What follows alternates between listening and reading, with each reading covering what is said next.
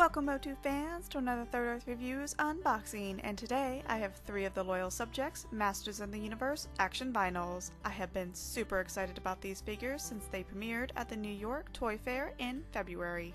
So let's get started by looking at the packaging. The front of the box has the stylized design of He-Man holding up the power sword with a fantastic background of Castle Grayskull. On each side of the box and the back we have an image of the figure and their rarity listed.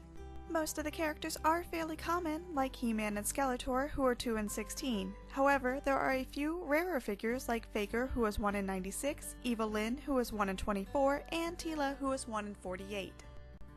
Upon opening the box, each of the characters comes in this shiny blind bag that is covered with both the Masters of the Universe and Loyal Subjects logos.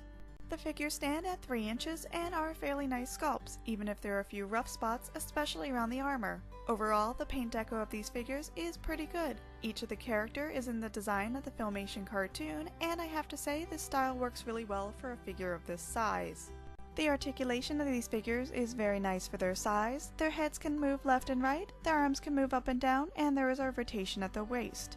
Their legs don't really move forward and backwards, but more swivel side to side. There is also a rotation at their wrist and ankles. As a note, these figures are a little top heavy, so you might have to play around with the articulation in the legs and the feet to get the figure to stand correctly. Something else to keep in mind is that the joints, especially in the shoulders, tend to pop off very easily, as you will see in the next figure. There have been quite a few delays in releasing of these figures. At the 2016 New York Toy Fair, these figures were initially going to be released early spring, and at the 2016 San Diego Comic-Con, it was said that these figures were going to be released in a few weeks. However, it's only been recently that these figures have slowly started to make their way into stores. I have seen some at my local Toys R Us and Hot Topic stores.